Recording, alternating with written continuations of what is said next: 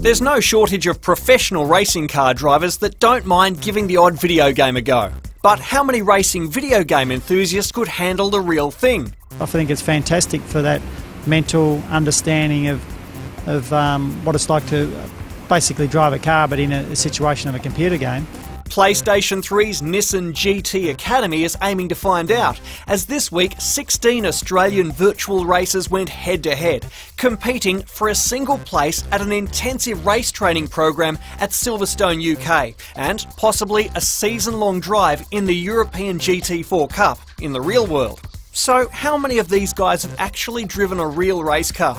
Oh, but my own personal car's pretty close to one. I've actually tried out the V8 Supercar Fast Track in Caulfield Raceway. With some guys with experience behind the scenes, they can probably adapt to it pretty quick, because naturally at the end of the day they've had help to get to where they have and a lot of practice, and if they do the same on the other side of the fence, which is in the real opportunity in a car, there's no reason why those sort of attributes can't be contributed over into a car.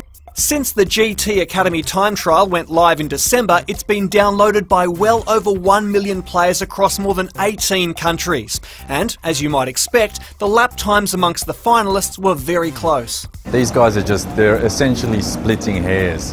They're that close to each other. I think the entire top 10 or 20 were within 1 second of each other across the whole top 20. So they're literally just fractions, just splitting hairs off their best times. It's amazing how quick these guys are. However, there can be only one finalist from each country, and by late Wednesday afternoon, our Aussie champ had been discovered.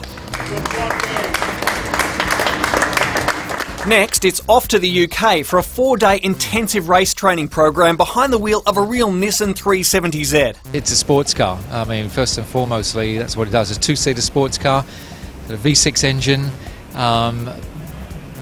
Lot of history in Australia, more than 40 years. It's actually launched 40 years ago in the guise of a 240Z, so it's actually celebrating its 40th anniversary this year. Very, very popular. Made its mark in America, became very, very famous in America, and of course Australia joined in the party. It's a great little sports car to have a run around in, and it's got great attributes to it. It's got a nice little change gearbox and nice engine, and got good brakes, and handles really well. So yeah, it's very similar to what's going on in the games, but just in the real thing. This is a big step up. So it's good luck and safe driving in the UK for Dan, and I'll be back next week with more games news here on Big Pond Game Arena.